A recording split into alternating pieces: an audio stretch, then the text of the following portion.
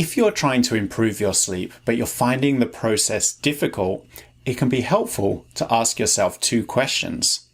How is this helping me? And is this pleasant? And this is what I'm going to be talking about in today's video. Hi, I'm Martin Reed.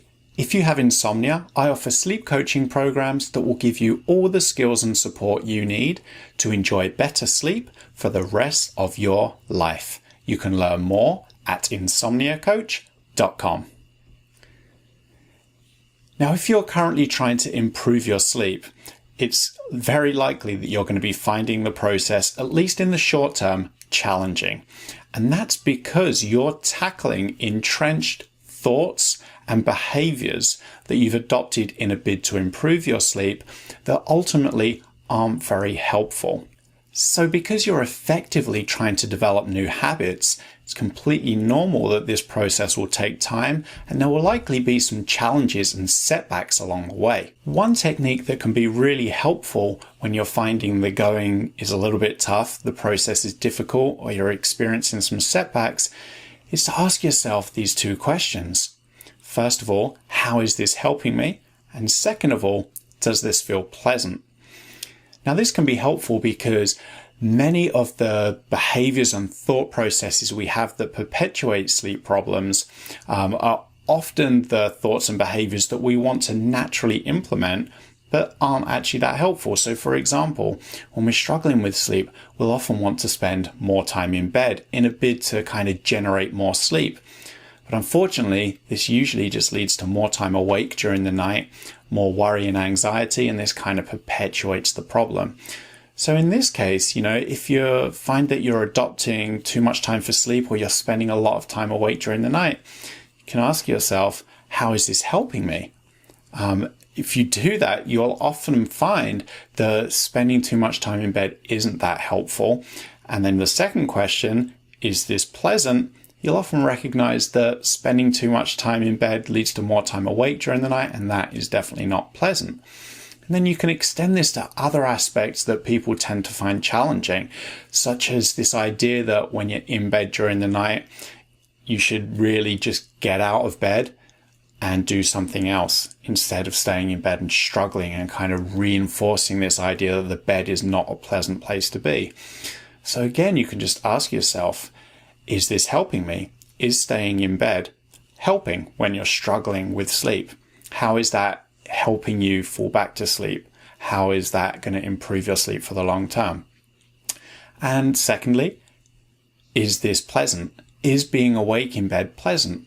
And if not, perhaps it's a better idea to get out of bed and do something else. That probably is a little bit more appealing, and it's definitely a more constructive technique that will help address any conditioned arousal you have. It's also really tempting to spend a lot of time thinking about sleep and researching sleep.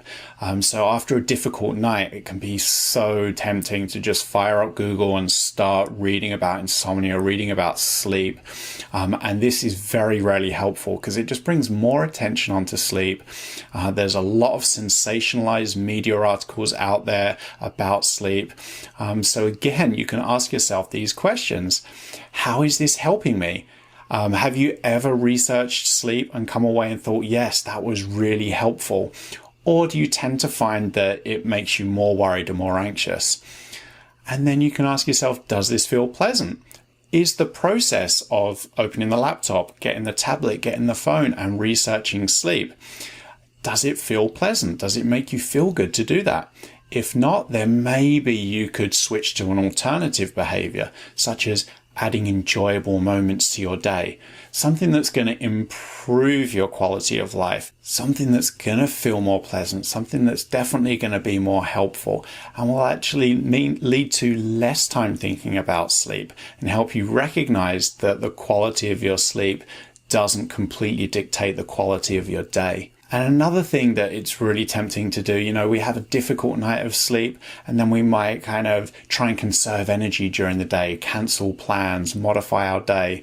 Again, you can ask yourself, is this helpful? Does this make you feel good? Is this pleasant?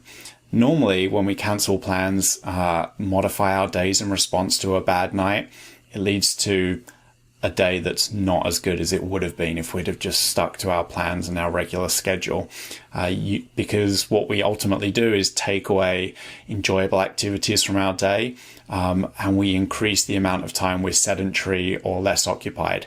And this means more time available for our minds to think about sleep, that temptation to research sleep, that temptation to take daytime naps, which can reduce sleep drive and make nighttime sleep more difficult.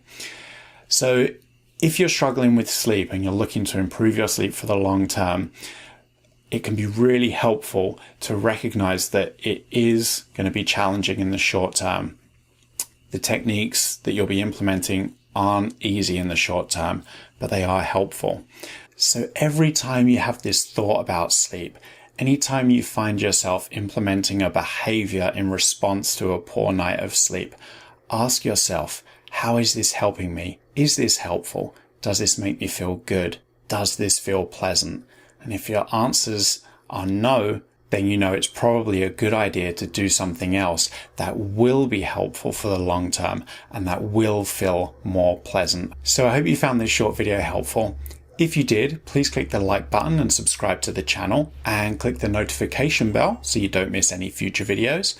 I do try and share some new sleep snippet videos every week. If you have any questions, comments, feedback, or suggestions for a future video, please leave a comment below, or you can email me directly. My email address is hello@insomniacoach.com. Thanks for watching, and as always, I'd like to leave you with this important reminder. You can sleep.